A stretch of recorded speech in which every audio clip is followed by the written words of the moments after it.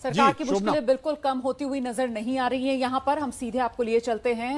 दिबांग वरिष्ठ सहयोगी हमारे साथ मौजूद हैं। कुल मिलाकर दिबांग, जिस तरीके से राकेश टिकैत के तेवर हमने देख लिए, वो लगातार कह रहे हैं कि साहब आंदोलन तो जारी रहेगा जब तक हमारी जो 6 मांगे हैं, जिसमें एमएसपी को कानूनी दायरे में लाना प्रमुख मांग है, वो मांगी नहीं जाती हैं। तो ऐसे में कुल मिलाकर चर्चा संसद में करानी ही पड़ेगी, आपको लगता है?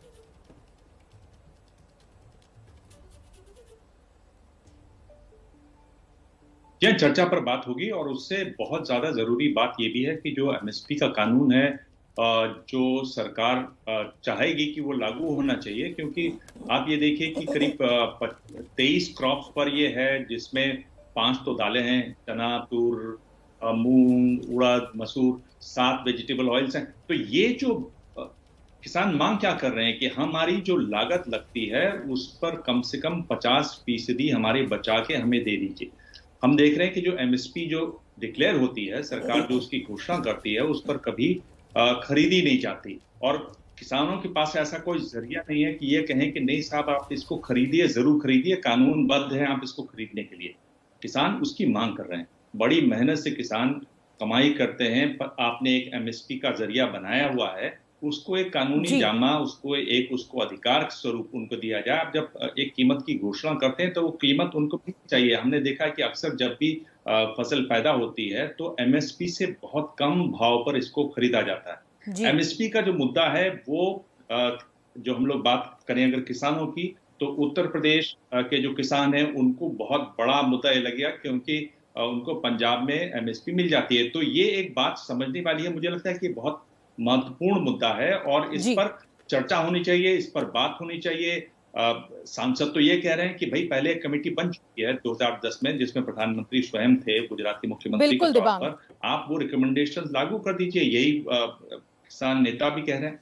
जी, बिल्कुल दिबांग, आप बने रहिए। प्रदीप जी, मैं आपका रुख करना चाहूंगी। जिस तरीके से किसान कानूनों को वापस लेने की घोषणा प्रधानमंत्री नरेंद्र मोदी के द्वारा की गई, सरकार का यह आकलन था कि जैसे ही ये घोषणा होगी किसान वहां से हट जाएंगे। क्या सरकार के आकलन में गलती हो गई? आज ये बिल वापस हो गया है, लेकिन जो किसान नेता हैं उनके तेवर जस के तस हैं। अब आगे क्या?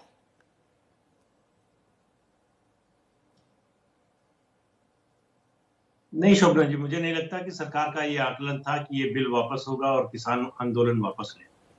आंदोलन के पीछे जो राजनीतिक मंशा है, उससे बड़ा साफ है कि ये आंदोलन जल्दी खत्म नहीं होगा। एक बात।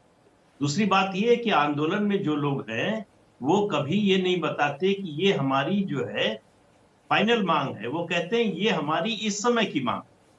तो 3 बिल वापस हुए, शुरुआत इसी से हुई कि 3 बिल ये कानून इसलिए लाए गए हैं जिससे एमएसपी खत्म की जा सके, मंडी खत्म की जा सके, किसानों का के जो खेत हैं वो उद्योगपतियों को दे दिए जाए।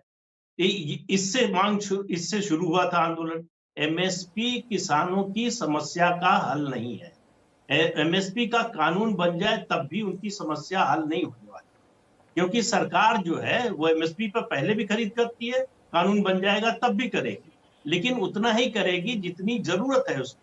80 करोड़ लोगों को राशन देने के लिए, इसके अलावा जो बफर स्टॉक है उसके लिए खरीद करेगी। लेकिन सरकार निजी क्षेत्र को मजबूर नहीं कर सकती कि वो जी, खरीदें। वो ठीक है। खरीदेंगे तो उसी दाम पर, मतलब एमएसपी पे खरीदना पड़ेगा। ठीक है सर। लेकिन अब अगर वो खरीदे ही नहीं, क्या करेगी सरकार ठीक है या सर, किसान क्या करेंगे? ये चर्चा हम जो आगे बढ़ाएं।